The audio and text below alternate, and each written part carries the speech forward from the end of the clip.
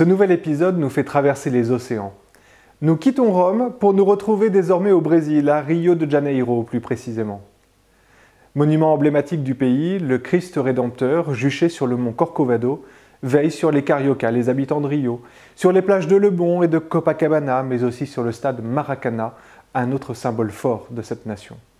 Réalisée par le sculpteur français Paul Landowski et achevée en 1931, cette statue représente Jésus, le Fils de Dieu, Rédempteur des hommes, celui qui sauve chacun de l'esclavage du mal et du péché, afin de lui rendre sa liberté. Les bras grands ouverts manifestent cette disponibilité à tous, signifiant qu'aucun n'est exclu de l'amour du Christ. Un message de salut qu'une chaîne française du câble a bien perçu, elle qui diffusait principalement des séries policières. Elle fait lever les bras au Christ Rédempteur, comme s'il était interpellé par les forces de l'ordre, symbole cette fois-ci de la criminalité galopante dans la capitale du Brésil.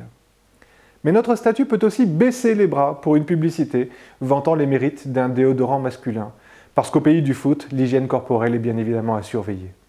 Et d'ailleurs, c'est une chaîne française d'infos en continu qui fait revêtir au Christ un maillot de l'équipe de France de football, rappelant par là la victoire tricolore de 98 contre le Brésil.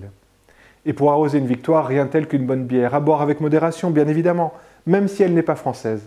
C'est ce que veut souligner cette publicité, parodiant les Christ avec un emblème, cette fois-ci bien français, le tire-bouchon traditionnel.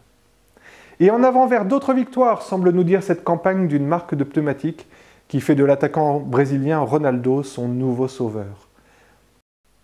Mais dans un pays profondément chrétien comme le Brésil, le Christ n'est pas prêt d'être remplacé sur le Corcovado, car il est bien le seul à être définitivement victorieux de toutes les forces du mal.